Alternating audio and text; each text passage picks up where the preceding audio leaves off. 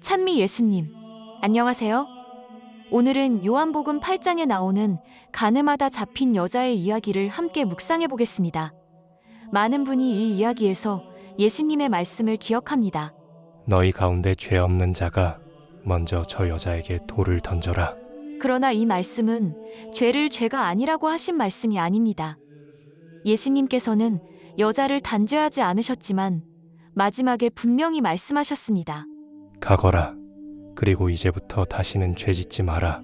오늘은 이 사건의 배경과 예수님께서 보여주신 참된 자비의 의미를 가톨릭 교회의 가르침에 따라 살펴보겠습니다.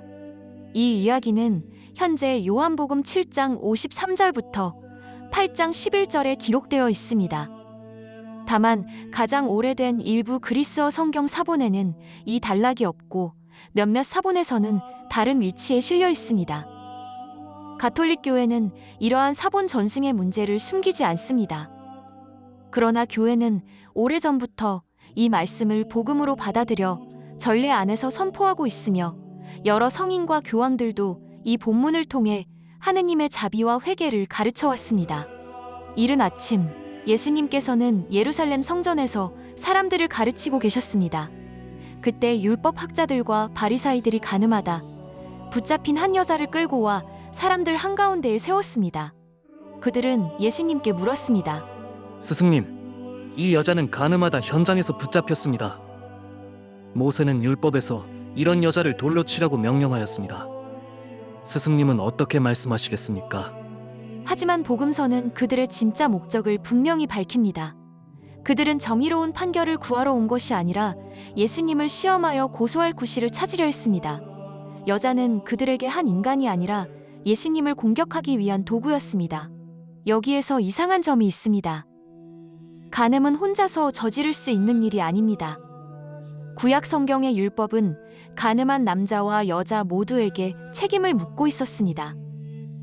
그러나 그들은 여자만 끌고 왔습니다. 상대 남자가 누구였는지, 왜 끌려오지 않았는지는 성경에 기록되어 있지 않습니다. 또한 이 여자가 마리아 막달레나였다는 근거도 없습니다. 성경은 여자의 이름을 밝히지 않습니다. 분명한 것은 고발자들이 율법을 공정하게 적용하려 한 것이 아니라 한 여자의 죄와 수치를 자신들의 목적에 이용했다는 사실입니다. 예수님께서 여자를 돌로 치라고 하시면 죄인들에게 자비를 베풀어 오신 가르침과 충돌하는 것처럼 보일 수 있었습니다. 반대로 여자를 풀어주라고 하시면 율법을 무시한다고 고발할 수 있었습니다. 그러나 예수님께서는 그들이 만든 함정에 빠지지 않으셨습니다. 예수님께서는 몸을 굽히시어 손가락으로 땅에 무엇인가 쓰셨습니다. 많은 사람이 예수님께서 고발자들의 죄를 쓰셨을 것이라고 추측합니다. 하지만 성경은 예수님께서 무엇을 쓰셨는지 알려주지 않습니다. 그러므로 무엇을 쓰셨다고 단정해서는 안 됩니다. 확실한 것은 예수님께서 분노와 흥분에 휩쓸려 즉시 판결하지 않으셨다는 사실입니다. 고발자들이 계속 대답을 재촉하자 예수님께서 일어나 말씀하셨습니다. 너희 가운데 죄 없는 자가 먼저 저 여자에게 돌을 던져라. 이 말씀은 간음이 죄가 아니라는 뜻이 아닙니다. 또한 세상의 모든 재판과 판단이 잘못이라는 뜻도 아닙니다. 예수님께서는 다른 사람을 심판하면서도 자신의 죄는 돌아보지 않는 고발자들의 양심을 깨우셨습니다. 율법에 따르면 사형을 요구하는 증인은 그 형벌에 책임을 지고 먼저 손을 대야 했습니다. 예수님께서는 그들에게 물으신 것입니다. 너희는 정말 진실한 증인인가? 너희는 하느님 앞에서 죄가 없는가? 그 말씀을 들은 사람들은 나이 많은 이들부터 하나씩 떠나갔습니다. 그들이 어떤 죄를 지었는지는 성경에 나오지 않습니다. 다만 그들은 예수님의 말씀 앞에서 자신의 죄를 외면할 수 없었습니다. 오늘날 우리는 실제 돌을 들지 않을 수 있습니다. 하지만 말과 댓글로 사람에게 돌을 던질 수 있습니다. 확인되지 않은 소문을 퍼뜨리고 한 사람의 실수를 공개하며 과거의 잘못을 계속 들추어낼 수 있습니다. 한번 잘못한 사람에게 평생 지워지지 않는 낙인을 찍기도 합니다. 교리를 말하고 정의를 주장하더라도 그 안에 미움과 조롱이 있다면 진리를 무기로 사용하는 것이 될 수 있습니다. 예수님께서는 죄를 죄라고 말하지 말라고 하신 것이 아닙니다. 다른 사람을 향해 돌을 던지기 전에 먼저 자신의 양심을 바라보라고 하셨습니다. 사람들이 모두 떠나자 예수님과 여자만 남았습니다. 성 아우구스티노는 이 장면을 이렇게 표현했습니다. 비참함과 자비만 남았다. 죄로 인해 비참해진 인간과 그 인간을 구원하시는 하느님의 자비가 마주한 것입니다. 예수님께서는 여자에게 물으셨습니다. 여인아, 그 자들이 어디 있느냐? 너를 단죄한 자가 아무도 없느냐? 여자가 대답했습니다. 선생님, 아무도 없습니다. 그러자 예수님께서 말씀하셨습니다. 나도 너를 단죄하지 않는다. 예수님께서는 여자의 죄를 사람들 앞에서 다시 들추지 않으셨습니다. 누구와 죄를 지었는지, 왜 그런 일을 했는지 공개적으로 신문하지 않으셨습니다. 여자의 죄를 구경거리로 만들지 않으셨습니다. 그러나 예수님의 말씀은 여기에서 끝나지 않습니다. 예수님께서는 이어서 말씀하셨습니다. 가거라. 그리고 이제부터 다시는 죄짓지 마라.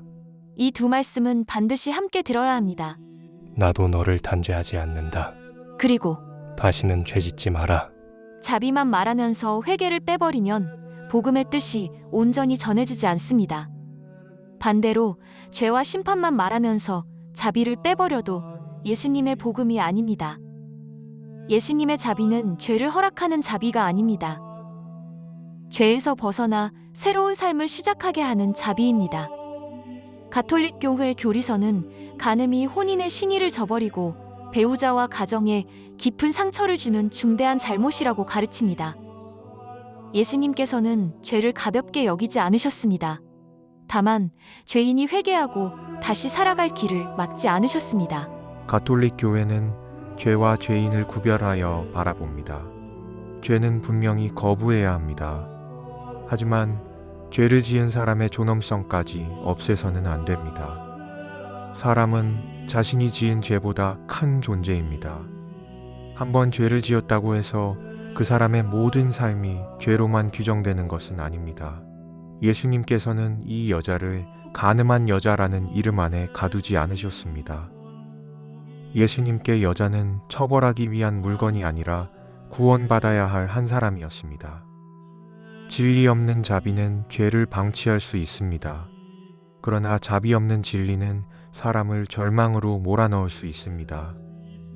예수님 안에서 진리와 자비는 결코 갈라지지 않습니다. 이 이야기는 고해성사를 직접 제정하신 장면은 아닙니다. 그러나 교회는 이 복음을 고해성사의 자비와 연결하여 묵상해 왔습니다. 고해성사는 죄를 죄가 아니라고 인정받는 자리가 아닙니다. 자신의 죄를 정직하게 인정하고 진심으로 뉘우치며 하느님의 용서를 받아 다시 시작하는 성사입니다. 예수님께서 여자에게 하신 말씀은 오늘날 우리에게도 들려옵니다. 나도 너를 단죄하지 않는다. 그러나 동시에 말씀하십니다. 이제부터 다시는 죄짓지 마라. 용서는 죄에 머물러도 된다는 허락이 아닙니다. 은총의 도움으로 새로운 삶을 시작하라는 초대입니다. 이 복음에서 우리는 누구의 모습과 닮아 있습니까? 자신의 죄와 상처 때문에 고개를 들지 못하는 여자와 같습니까? 그렇다면 예수님께서는 우리에게도 다시 시작하라고 말씀하십니다. 혹시 다른 사람의 잘못은 쉽게 판단하면서 자신의 죄는 바라보지 못하고 있습니까? 정의를 말하면서 실제로는 미움과 복수심을 쏟아내고 있지는 않습니까? 그렇다면 예수님께서는 먼저 손에 들린 돌을 내려놓으라고 말씀하십니다. 또한 아무도 나를 심판할 수 없다는 생각으로 자신의 죄를 합리화하고 있지는 않습니까? 그렇다면 예수님의 마지막 말씀까지 들어야 합니다. 가거라. 그리고 이제부터 다시는 죄짓지 마라.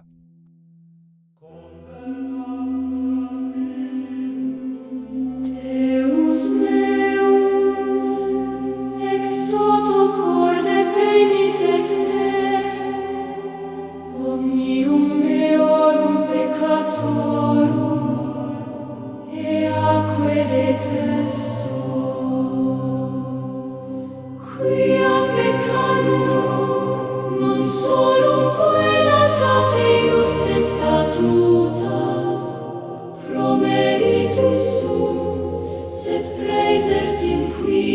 offendite,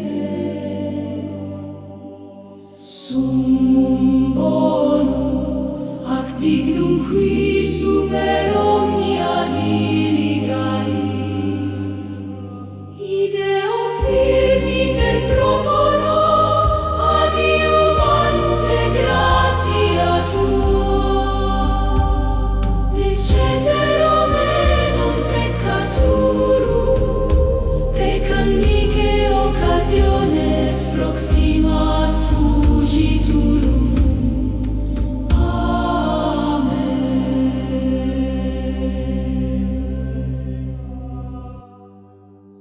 하느님, 제가 죄를 지어 참으로 사랑받으셔야 할 주님의 마음을 아프게 하였사오니 악을 저지르고 선을 소홀히 한 모든 잘못을 진심으로 뉘우치나이다.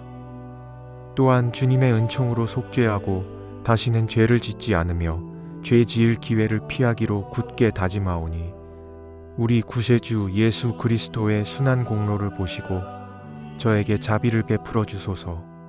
아멘. 간음하다 붙잡힌 여자의 이야기는 죄를 가볍게 만드는 이야기가 아닙니다.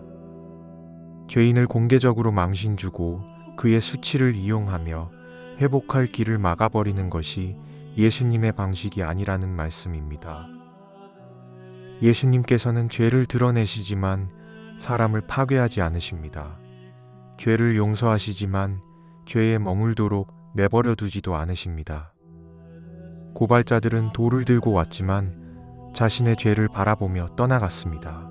여자는 죽을 것이라 생각했지만 예수님을 만나 새로운 삶으로 보내졌습니다. 오늘 우리도 선택해야 합니다.